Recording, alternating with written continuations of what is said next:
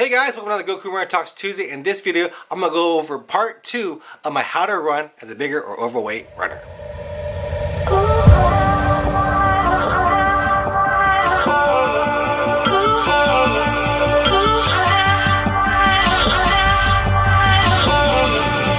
So if you guys haven't watched my first video on this topic, make sure to check that out. I did this video a while back and it was really popular. It's actually one of my most popular videos on the channel right now.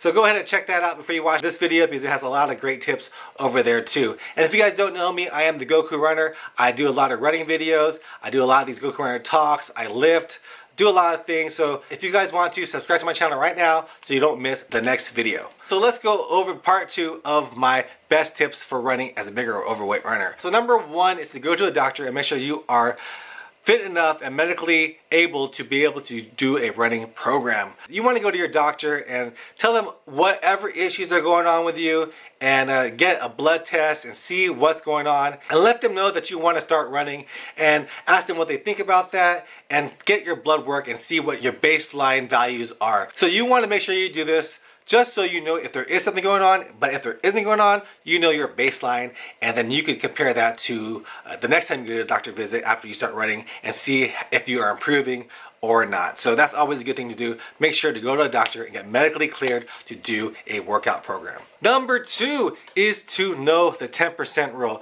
The 10% rule is a great rule for not only running, but for lifting, for cycling, for walking, just anything where you're going to be increasing your physical activity. This is the rule that you want to follow. 10% rule means to only increase your activity by 10%. So in generally, I would say probably a week or a month. Let's just use a month as an example. So if you run 20 miles the first month of your running journey, the next month, you're only going to want to increase that by 10%. So what is 10% of 20 miles? That's 2 miles. So for the next month, you're going to want to run 22 miles.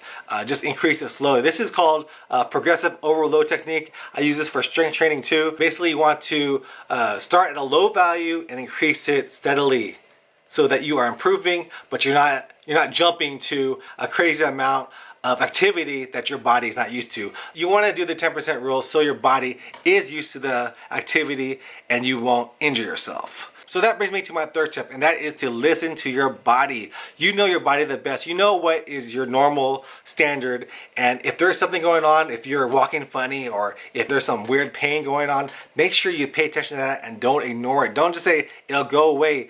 Maybe it's your form, maybe it's something else, but if it is something wrong with you, like if you twist your ankle or you get shin splints or whatever it is, remember there is this technique called RICE. RICE stands for rest, ice, compression, and elevate. You want to do this if you feel any sort of pain. You just want to rest the joint, rest the muscle, ice it, compression, and elevate it so you get that blood flowing and get those inflammatory products out of your body so you could heal up faster.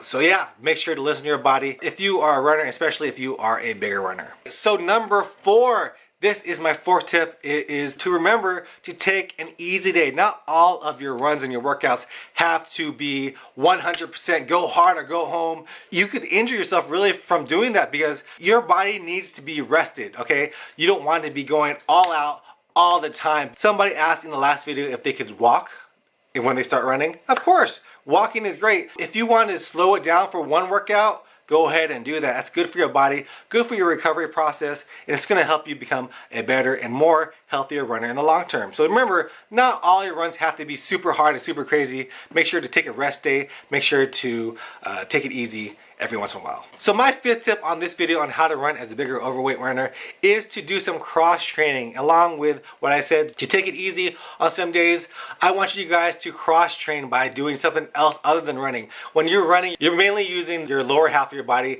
your quads, your hamstrings, your calf muscles. So you want to make sure that you do some cross training so that you actually don't have muscle imbalances.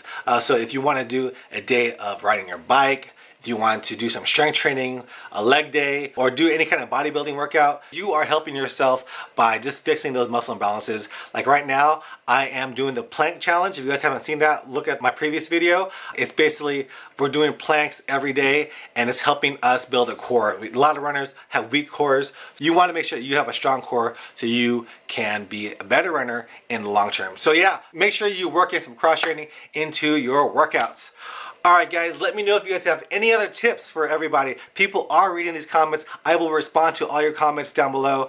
Let me know if you enjoyed this video, and if you did, please like it, subscribe to my channel, and I'll see you guys next time. Peace out. Let's go over part 2.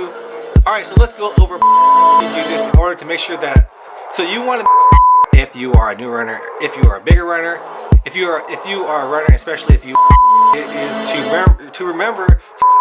So my fifth and last tip for this